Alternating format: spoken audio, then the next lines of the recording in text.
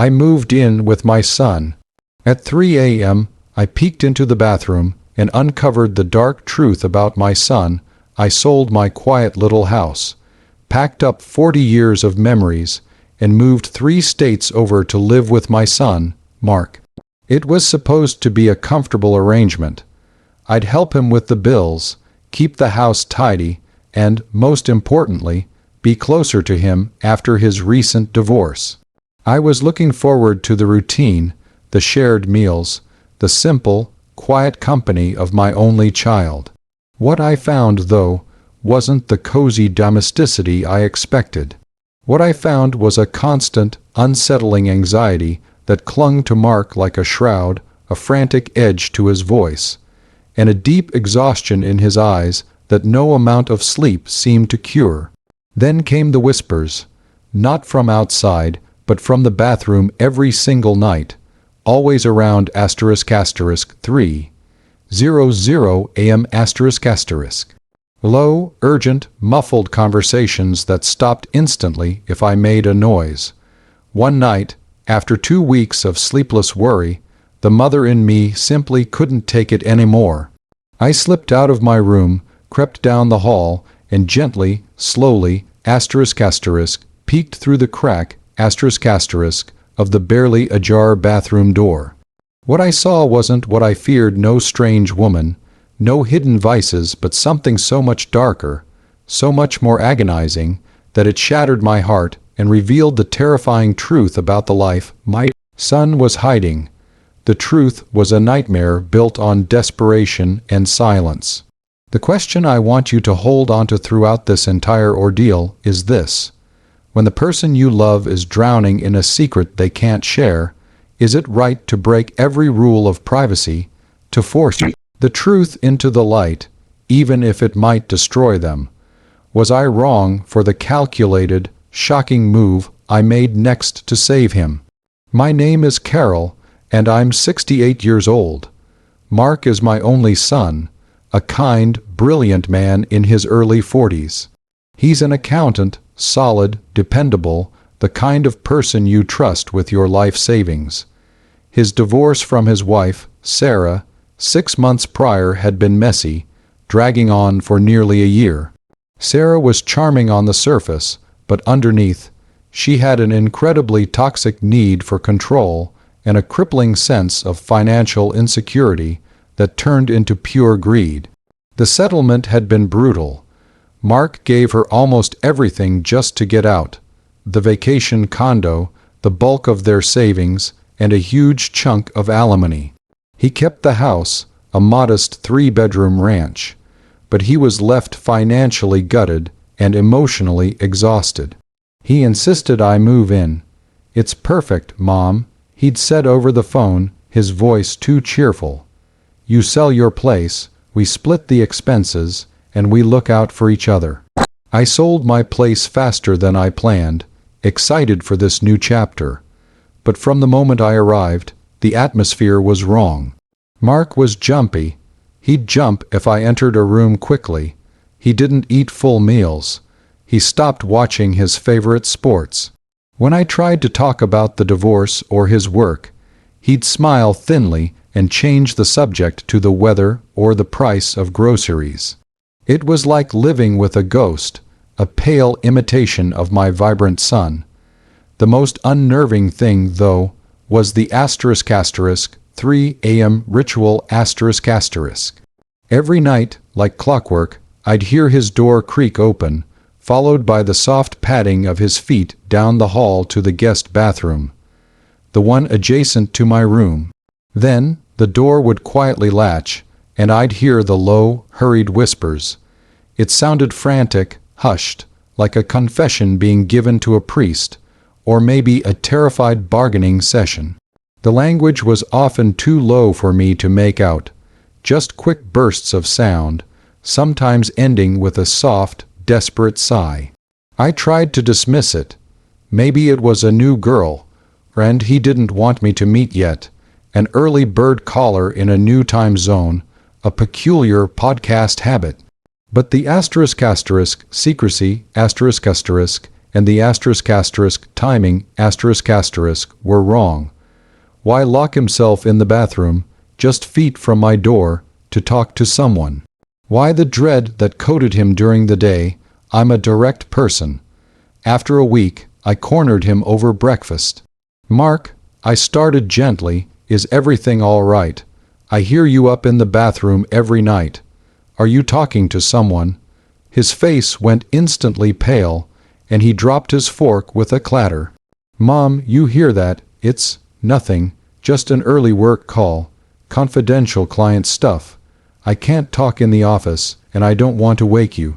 He forced a laugh, but his eyes were darting everywhere, confirming my suspicions. I backed off, respecting his lie, but my gut was screaming. I knew that whatever was happening wasn't a work call. It was a crisis. I started watching him more closely. I noticed that his work clothes looked increasingly worn. He was always worried about the mail. Once, I saw him throw a thick envelope into the garbage without opening it, his hands trembling. Later that day, I dug it out. It was a notice from his bank. The header was ominous. Immediate action required. But the details were mostly redacted or too complex for me to understand. It solidified my fear. He was in serious financial trouble, the kind that might stem from the ruinous divorce settlement. But why the midnight whispers? Was he involved in something illegal to dig himself out of debt? The thought sent a cold shiver down my spine. The more he pulled away, the more determined I became. I felt the familiar, ruthless maternal instinct, the one that says you will tear down walls and cross oceans to protect your child, rising up. That night, everything came to a head. The clock hit 2:58 a.m. I was wide awake, my heart pounding, listening for the soft creak of his door. 3 minutes later, there it was. Creak, pad, pad, pad, click of the bathroom latch. The low, desperate whispering began almost immediately. It was muffled, but this time the tone was more frantic than usual. I slid out of bed, careful not to let the springs squeak, and crept down the plush runner rug in the hallway. I reached the door, paused, and held my breath. I could hear Mark's voice, thick with desperation, saying something about the deadline and losing everything. Then a sharp, choked sob. That was it. I couldn't retreat. My son was crying, silently, alone, in a locked room, and he was talking about losing everything .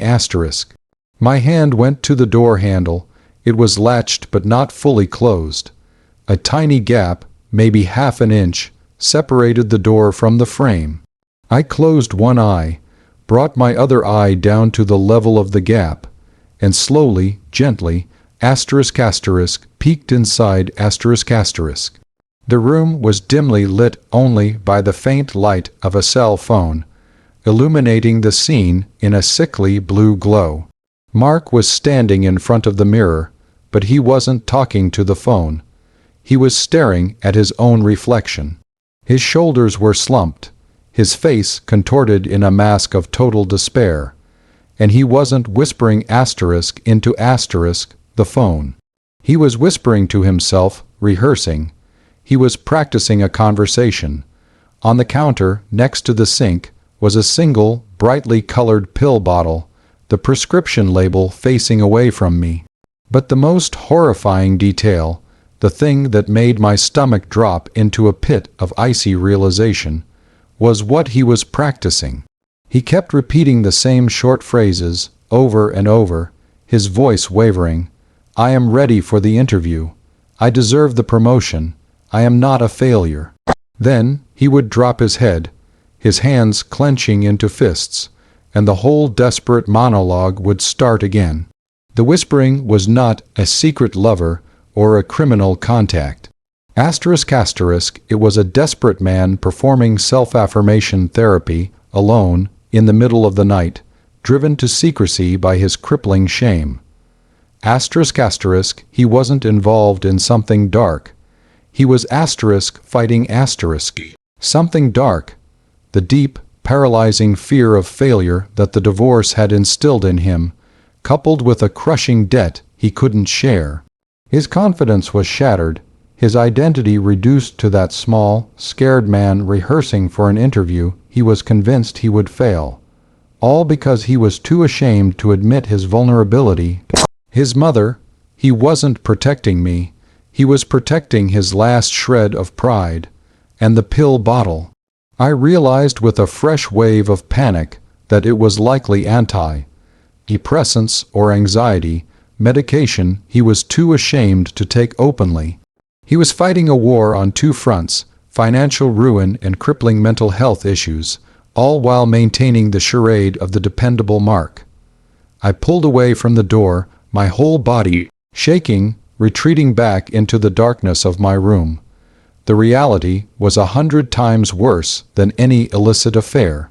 My son was breaking, and I, his mother, had been asleep in the next room, respecting his silence. That night, sleep was impossible. The image of his tortured reflection and the broken whisper, "I am not a failure," replayed in my mind. I realized my presence hadn't been a comfort.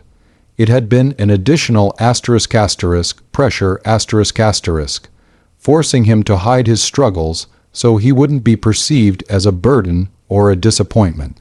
I had to intervene, and a simple conversation wouldn't work. His shame was too deeply rooted. I had to break the cycle of secrecy with a calculated risk. So that's the terrifying realization I reached at 3:00 a.m. My son wasn't a criminal. He was a desperate, deeply depressed man on the brink, and my presence was unintentionally contributing to his need for secrecy and shame. He had been quietly unraveling for months, maybe years.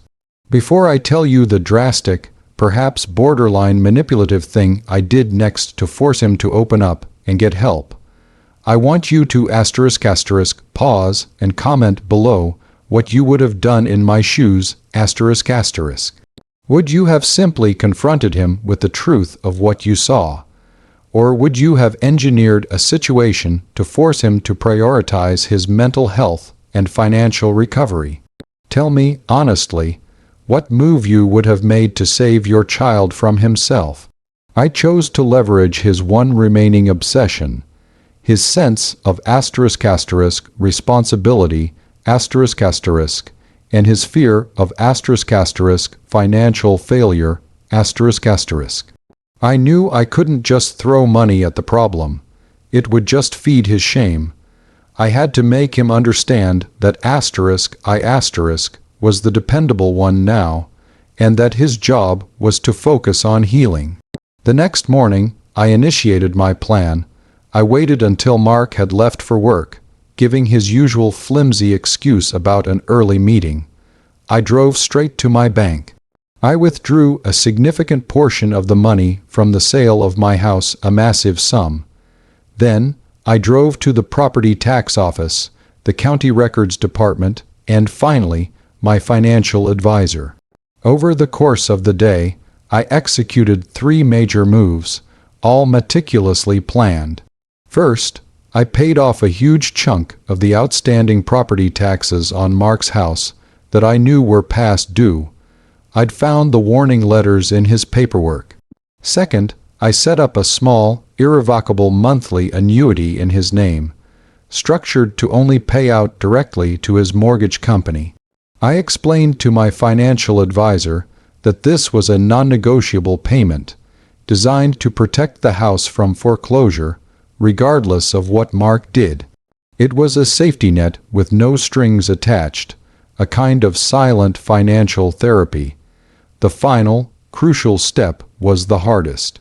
I had 2 large, thick checks printed at the bank, one for the mortgage company, enough to cover a year's worth of payments, and one made out to Mark's name for the precise amount of his crippling credit card debt, with a note attached that simply read, "Consider this your severance package, pay it off today." The goal wasn't just to solve the financial problem, it was to Asterisk asterisk, remove the shame, asterisk asterisk, and the daily source of his anxiety, asterisk, before asterisk, I confronted him. I went home, placed the 2 envelopes conspicuously on the kitchen table with a clear letter explaining the annuity, and then waited. When Mark finally came home, exhausted and tense, he saw the envelopes immediately. He picked up the check addressed to the mortgage company first. His face went blank. Then he read my note and opened the second envelope. The sight of that enormous check, enough to wipe out his debt and grant him breathing room, brought him to his knees. He didn't say a word. He simply sank into a kitchen chair, staring at the numbers, his composure finally failing him. I didn't rush over. I let him absorb the reality of the relief. After a long, heavy silence, he looked up at me, his eyes brimming with tears, no longer tears of shame, but of shock and raw gratitude. "Mom, what did you do?"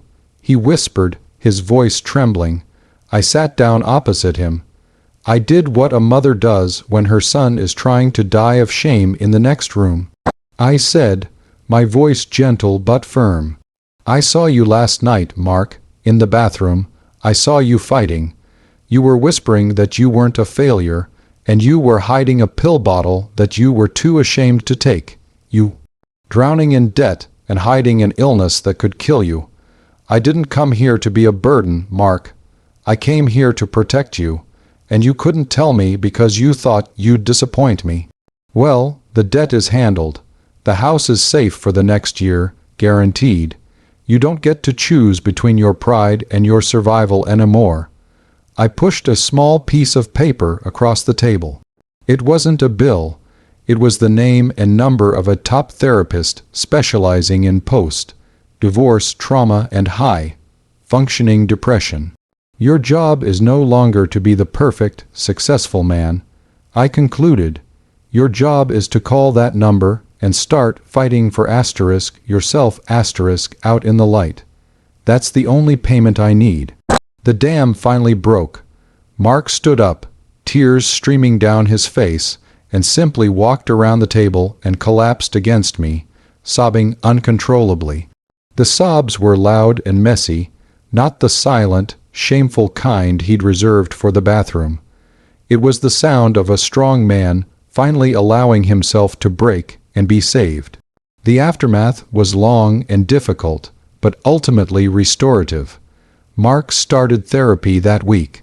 The initial relief of the financial burdens being lifted allowed him to focus on the deep, gnawing anxiety that had paralyzed him. He confessed that the shame of the divorce, of losing so much and feeling like a failure in his career, had become an unbearable pressure. The midnight whisper sessions were his desperate attempt to mentally prepare for the next day, convincing himself he could still function. The pills were for anxiety, but he'd been rationing them out of fear of being seen as weak. I never brought up the bathroom incident again, respecting the privacy I had initially violated, but the secret was out, and that was enough. The atmosphere in the house shifted immediately. It was still quiet, but now it was the comfortable quiet of shared understanding, not guarded silence. He started eating regularly, sleeping through the night, and slowly, the vibrant light returned to his eyes. He eventually found a new, better-paying job that valued him, and he took ownership of his finances again, though he was deeply grateful for the safety net I created. We talked about everything, rebuilding our relationship not as mother and son, but as two adults who faced a crisis together. He often told me that seeing the financial problem solved, realizing I had engineered the whole thing just to force him to heal, was the only thing that allowed him to finally stop pretending. I sacrificed my nest egg and my dignity by peaking, but I got my son back. It was a harsh, intrusive, and expensive intervention, born out of a mother's desperation, but it saved him from a very dark end. I don't regret invading his privacy that night, because the shame would have consumed him. Sometimes you have to choose between a person's pride and their survival, and I chose survival every single time. Like this video if you were on my side, if you think my calculated move was the only way to save my son.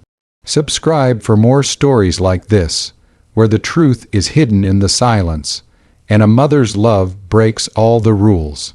And please, share your final thoughts on this whole mess in the comments section. Was I justified in breaking his trust to save his life? I'll see you all in the next story.